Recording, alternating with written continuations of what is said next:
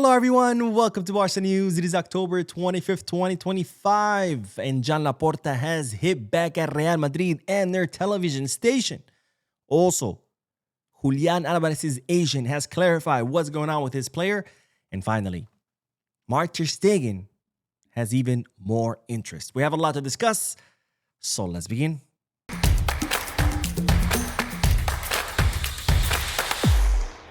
Hello, everyone, and welcome to the channel. My name is Bo, and check this out, Here we go. Let's go. Hey.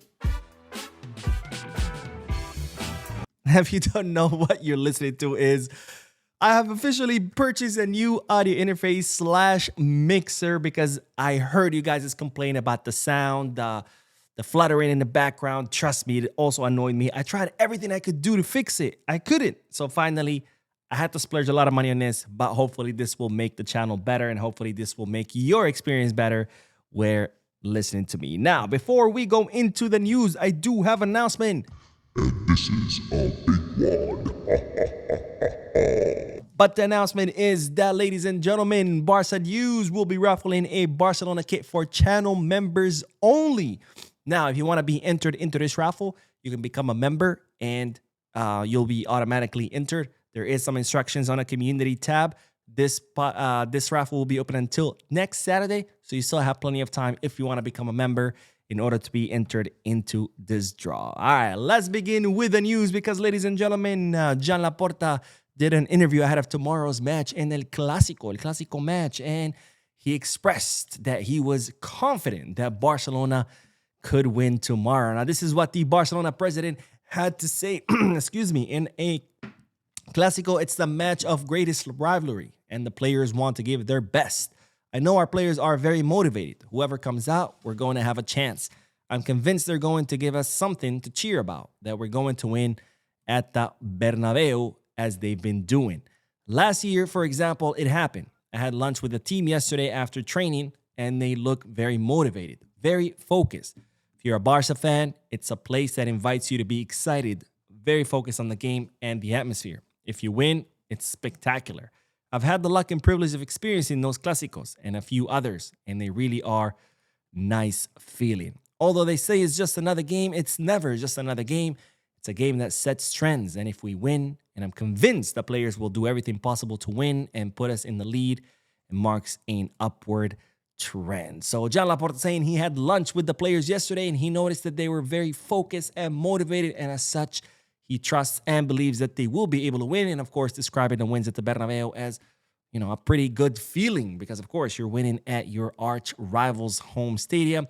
And finally, Laporta saying that tomorrow's win could be an upward trend for the team. I believe so. I believe that too. You know, someone asked me during the podcast yesterday, said, Mo, can tomorrow's match make or break our season? I said, no, absolutely not. The season is still pretty long. Even if we lose tomorrow, we have plenty of matches to make up the points or the difference between us and Real Madrid. However, it could, of course, have an influence on a team. If we win tomorrow's Clasico match, I think it could be a good boost for the team's morale. Now, Laporta did hit back at Real Madrid and their television. This is what the Barcelona president had to say. Let's prepare for a great match where we're all convinced our team will give us great joy.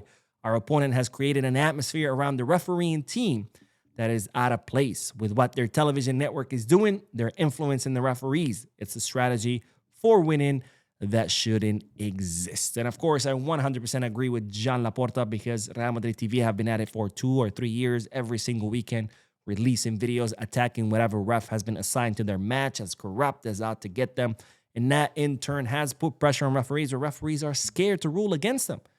And that, of course, has influenced the competition. Now, we've all seen it. We all know it's happening. The question is, what are we going to do about it? Are we just going to talk about it? Or are we actually going to try to do something about it? Because this is not okay. If a player or a coach goes in the press conference and says, oh, the referees did this on purpose, or they hurt us, or blah, blah, blah, they get suspended. Why isn't Real Madrid not getting punished for this? This is a question that we all need to be asking. Anyways, let's move on to the next bit of news because Marc-Andre Ter Stegen continues to attract more and more interest, which is, of course, is good for both the player and the club. Now, as you know, Ter Stegen was initially completely against leaving Barcelona. But as I reported to you, I think it was last week, Sky Sport revealed that Ter Stegen is now open to leaving. Hasn't made up his mind yet, but is open to leaving because, of course, with each passing day, there are more and more voices in Germany that say that if Ter Stegen does not play during the second half of the season, that Germany will most likely not start him in the 2026 Summer World Cup. And that, of course, is a big deal for Ter Stegen because this will be his first time that he'll be able to start for Germany in a World Cup, possibly even the last, right? Given his age. So Ter Stegen will want to start in the World Cup. In order for that to happen, he has to get minutes. And at Barcelona, it's looking very difficult that he can get minutes given the great form of Joan Garcia, or at least his great form before the surgery. Hopefully he'll return also in such great form. Now, the good news is that there are plenty of clubs interested in Ter Stegen. Of course, I had already told you about Monaco and Manchester United, and now the list has grown to include also West Ham, Tottenham Hotspur, and also Chelsea, or clubs who have sent inquiries to Barcelona and to the player himself who would be interested in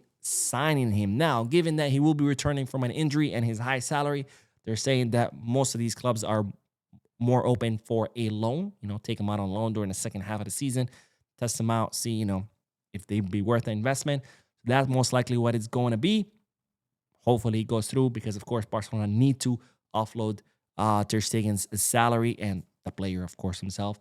And while Ter Stegen, if he wants to play the World Cup, well, he needs options. And thankfully, he has plenty of options that he can choose from. Now, speaking of signings, summer transfer markets, we do have to talk about Julian Alvarez because, of course, the player has been linked multiple times now to an exit out of Atletico Madrid. A lot of reports stating that the player is not happy. He believes he has made a mistake joining El Cholo Simeone's team. I mean, bro, seriously, it took you this long to realize it? Should have known that was a mistake before you even joined. I don't know what's going on with Julian. Incredible player. I really like him, but I feel like he consistently makes the wrong choice. First, he renews with Manchester City when they had Haaland. It's like, bro, you were never going to start over Haaland. And then he makes another mistake going to Atletico Madrid, thinking that he can win things. You're not going to win anything at Atletico Madrid. Come on, it's Atletico de Madrid. If there's anything that they're really good at, is, of course, choking. But Julian Alvarez reportedly unhappy at Atletico Madrid. And as such, of course, he's been linked with Barcelona plenty of times because not only are Barcelona big admirers of him, but it's reported that the player is a huge admirer of Barcelona. Well, today, or I think this was yesterday, his agent decided to break his silence and clarify on what's going on with his player, saying the following: nothing that's being written is true. These are just imaginative hypotheses at this point. Talking about, Julian wanting to leave Atletico Madrid. Now, as far as the links between Julian and Barcelona, and the agent himself had said in the past that Julian would like to play at Barcelona. He said, obviously, Julian admires Spanish clubs, and having followed Leo Messi's career as a child, there aren't many Argentinians who don't have a special feeling for Barcelona. So the agent here trying to, backtrack his statements that Julian would like to play in Barcelona by saying, well, of course, he's Argentinian. He likes Messi. Messi played at Barca. That's why. But anyways, either way, whether Julian wants to play at Barca or not, I don't see this feasible at all. They're saying that Atletico would want 200 million. I mean, that's insane. A and B. There's no way that we can afford that. Anyways, let's end today's video with some statements by the Barcelona's Gerard Pique, who talked about the whole controversy with Lamine Yamal. If you don't know what controversy I'm talking about, Lamine Yamal was on a show related to the Kings League. Kings League is a football league where teams are owned by YouTube content creators and media personalities. Pique started the Kings League. He owns a team. There's other YouTubers on the team. And Lamine Yamal has his own team. And they were on the show. And then we're talking crap back and forth. Lamine Yamal said jokingly that Real Madrid robbed, and they complain about it. So this, of course, made headlines because whenever it's Lamine Yamal, it's always headlines. So Gerard Pique came out in defense of the Barcelona starlet by saying the following: let's accept Lamine as he is. Obviously, he'll gain experience. No one is the same at 18 as at 38. As for the criticism from Madrid, it's understandable. They'd love to have a Lamine of their own. So Pique said, guys, he's 18 years old. Let him be an 18-year-old. We were all 18 at one point, and well, we all said and did things that were pretty stupid.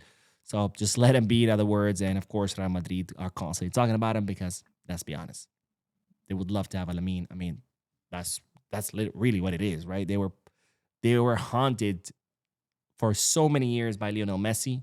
They had nightmares about him, and finally Messi leaves, and they're like, yes, finally. No more Messi to punish us.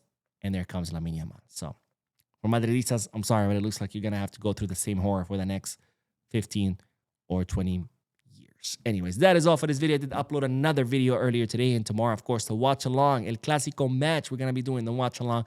Don't forget to hit the like button, subscribe to the channel, drop a comment. And as always, Peace, Barca.